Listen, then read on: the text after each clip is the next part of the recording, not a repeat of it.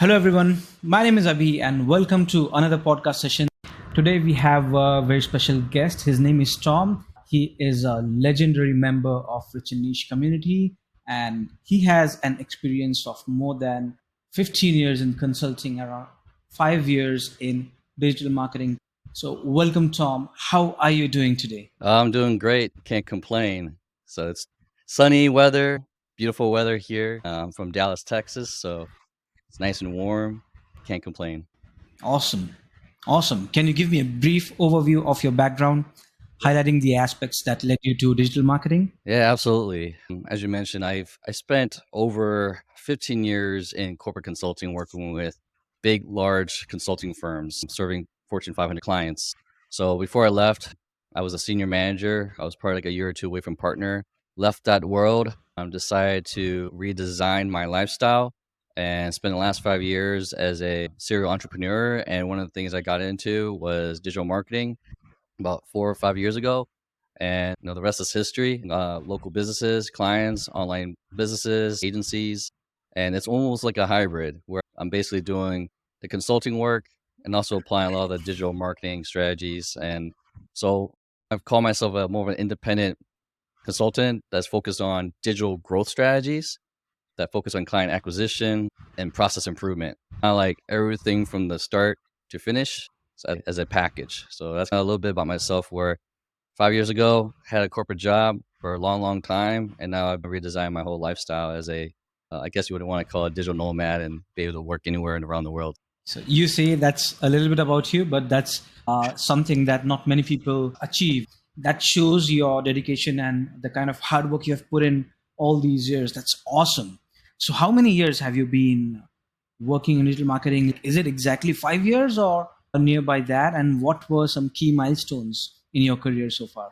I would say that 5 years, I didn't even realize that I was involved with digital marketing. I would say my first exposure 5 years ago was doing PPC, right? Pay per click, when I started an e-com business or startup and had to learn how to market that. And I didn't realize that building funnels and sales pages was a thing. So it was like, that wasn't even part of my vocabulary because I wasn't in sales and marketing. I was strictly in IT, large transformational programs. So jumping that world, did some digital marketing. And then until I met Rich through my networks and so forth. And that's when I really learned the foundational skill sets of digital marketing during that same year. So I would say being involved with digital marketing probably been 5 years. Executing on digital marketing skill and services, I would say at least 4 years, but more heavily in the last 2 years. That's when I started the agency, which kind of just fell in my lap. So I just kind of ran with that. So it's been an evolution, but I've always been focused on digital marketing and sales. They all kind of go hand in hand for the last 4 or 5 years. Interesting. Interesting. So before these last 4 5 years, I would like to know, like, what were the primary factors that influenced your decision to pursue a career in digital marketing? Like, you have been doing well with your consulting career already. What were those reasons? Yeah, I actually started ever since I quit my job. I really followed three tenets that really helped with all my decisioning. The first one was, will I regret not doing it?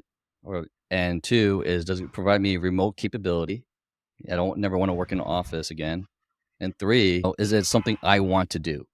That's it. So as long as I satisfy those three things, I will never regret it.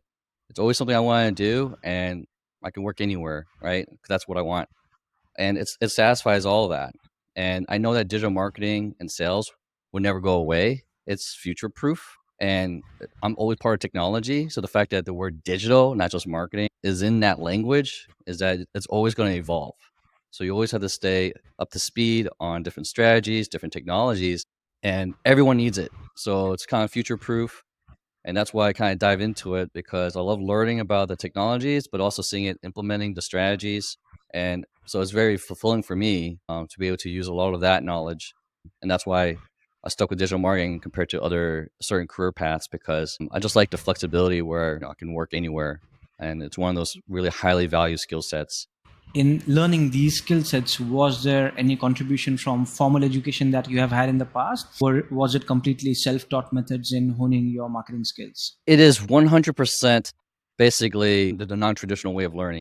because obviously I didn't learn this in school, and obviously I'm not in my career. So it's all through different networks, courses, richest teachings, right? Consuming certain type of content, books, and trial and error. I would say 100% was more non-conventional of learning and also just hands-on. Like I'm more about hands-on, getting immediate feedback. So I think that part of it is more about doing once you learn it. So it's all alternative education, basically. Right. And this is the way that I believe many people these days are learning these skills rather than learning in the degrees. I've not heard many of my friends learning digital marketing from a university and then getting into it either in the corporate jobs or businesses. So, can you share some experiences that have significantly contributed in your growth in the last 2 years? Honestly, it's really just implementing the different strategies and trying it out for different industries and different clients. It's really just the hands-on stuff that really added a lot of the growth because you get that immediate feedback. If there's something I didn't know how to do or do it better, I will try to find resources or tap into my network to say, is there someone that can teach me this? Does someone has knowledge in this? Can I pay them? Is there a book? Is there a video? Something that can be shared. And then when I work on particular different projects, that's where you really gain that skill set. That's what really helps enhance my growth. So in the past year or so, I would say it's just the learning process of figuring it out as you go, and being committed to your clients and that level of accountability. It's like, oh man, I better figure this out. So I think part of that forces kind of growth. So I would say that there isn't one single thing that really stood out to me. It was a combination of things and just doing more of the work. And what I love about your answers is that to the point, and this is exactly what people want to hear. It hits real hard. I love that about your answers. Thank you so much for being Yeah. honest about it. And yes, the trial and error and hands-on experience definitely wins any day. Uh, because my experience had been the same when I started learning. I was already in a full-time job as a marketing manager. I was learning at the side from richest courses and implementing the same. So I was having a hands-on experience. And the things that you talked about, the trial and error thing, like experimenting and seeing what works and putting more efforts in that direction, that is awesome. It's really simple, but not many people want to apply that. They try to overcomplicate things. And thank you so much for saying that it's this simple, right? So could you describe some of the clients that you have worked with in the past and the projects that stand out in terms of innovation and success to you? Yeah, so I think that most recent wins, I run a lead generation specifically for local businesses. And one of the projects that we worked on was something that I didn't want to take on, like a client that was not ideal, but they kept pushing to use our services. And I just can't help but, okay, let's just help. They end up being our best client.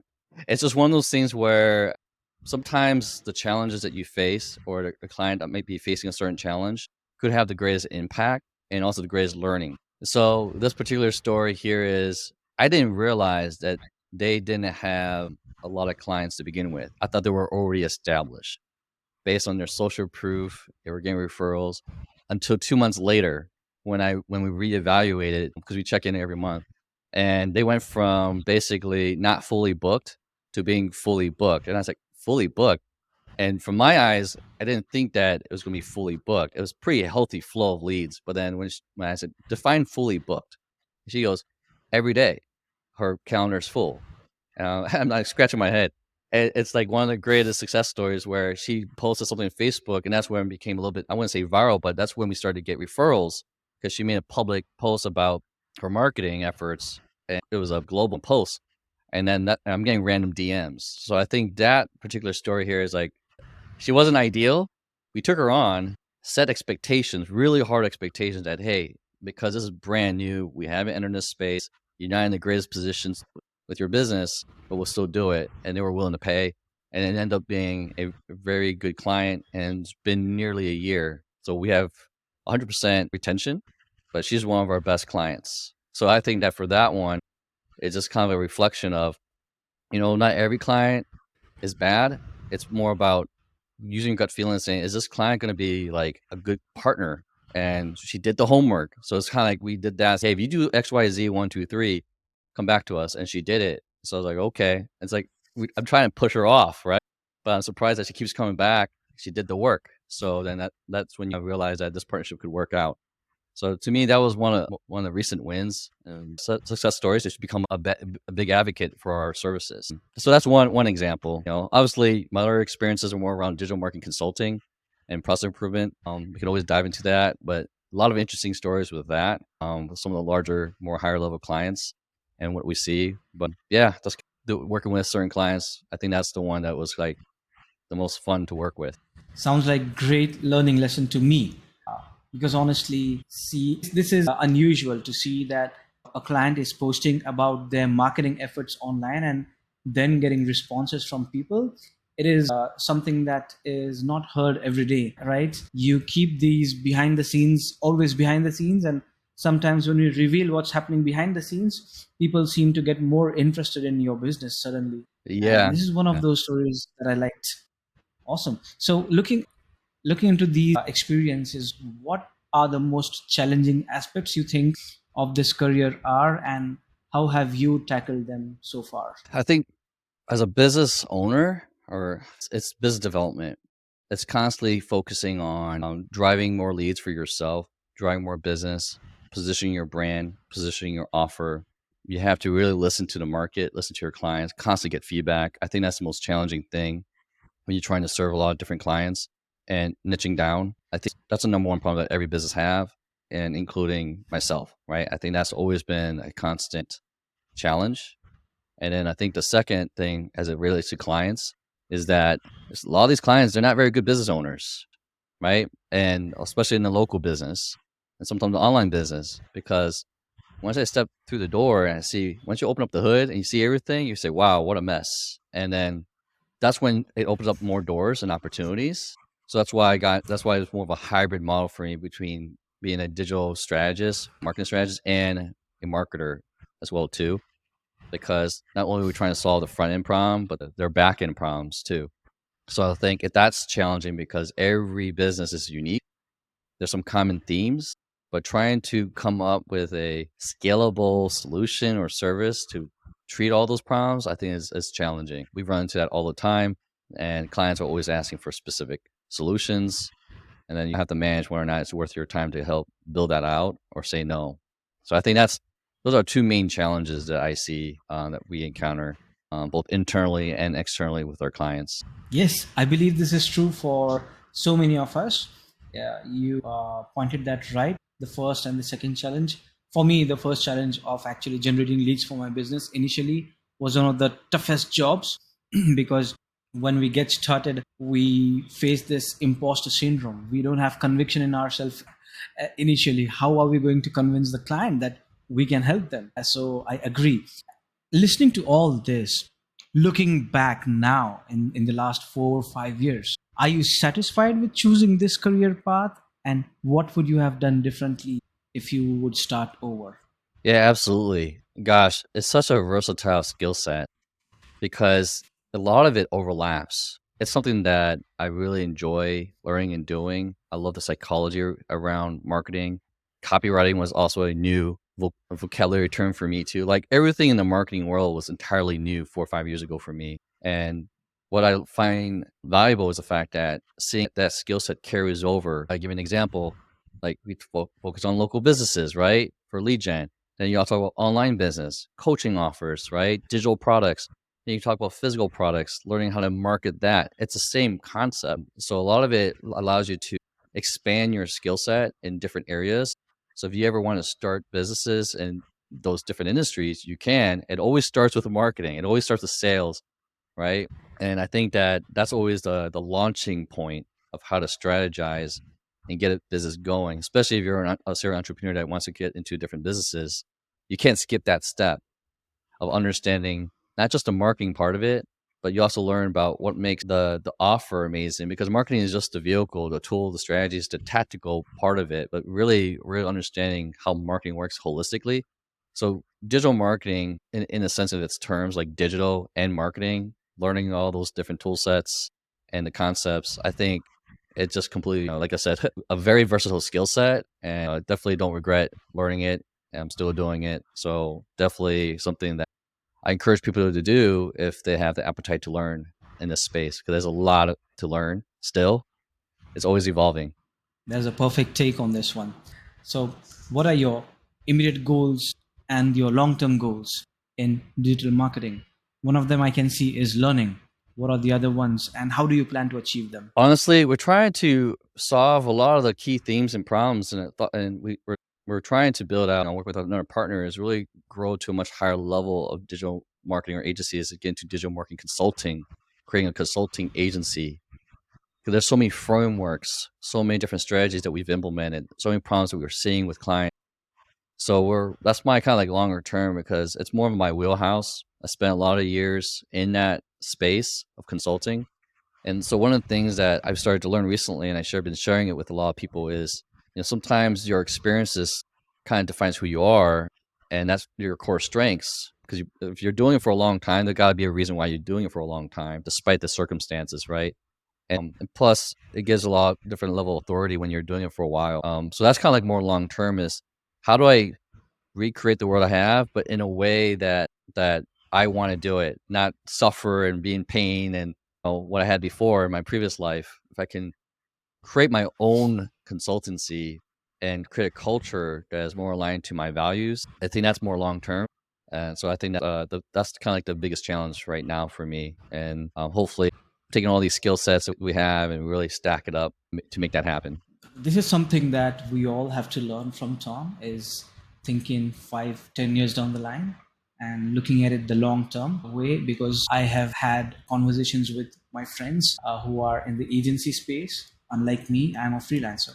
They say they talk about the offers that are working and not working, and they talk about switching different careers inside digital marketing. I'll do this next year if this does not work.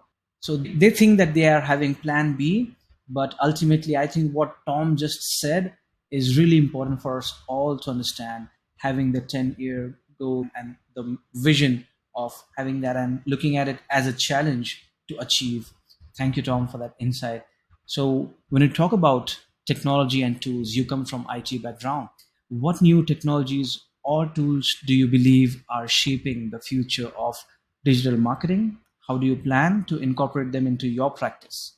Yeah, you know what? That's actually one of the reasons why I got into digital marketing is because you get to work with so many different tools, a lot of applications that can be done remotely. Honestly, I love playing with them, but I've also been in the field long enough to just learn that there's so many different tools out there. You really have to think long term and keep things simple. Finding tools are like effective for what you are trying to accomplish. And so every time we try to introduce a new technology or new feature or capability, we really have to ask ourselves is that what's the learning curve?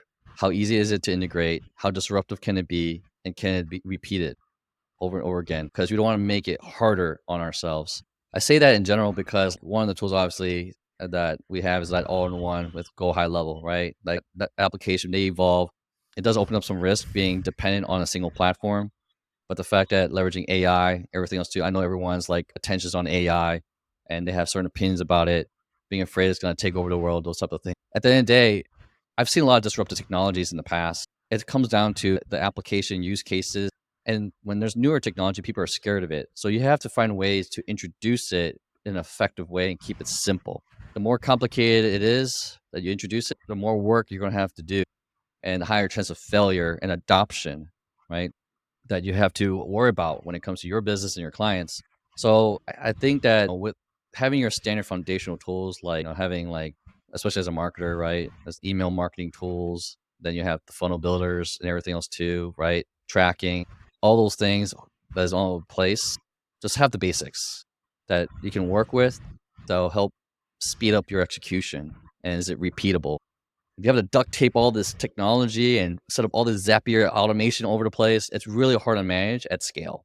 So I always say, think long term, find what works, add as you go, as long as you know that it's going to gain you something from it. What's your return on using that application? Awesome. That was an awesome answer. And what I learned from it is, let's take simple steps one at a time. And when you learn and try to scale, that's when you understand why you should not do complicated things. And it's going to be very difficult to scale if you are not settled with your SOPs and what tools do you use for the purpose of providing the services to your clients. Thank you for that. Is there anything else that you would like to share today with the audience? No, I said that always constantly level up, always develop, right? I consume a lot of different books and implement the way I consume information as I execute. So that's my only advice is that a lot of people just consume, but they're only using like maybe a small percentage of what they're learning.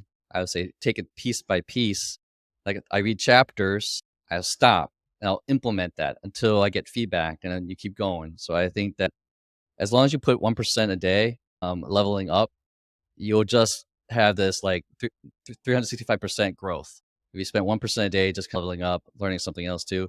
I have to give credit for that book. It's called Atomic Habits, right? And that's where I got that from, learning to stack those habits and then always evolving, always staying up to date, always trying to learn. I think that's the only way you'll grow, both personally and for your business too.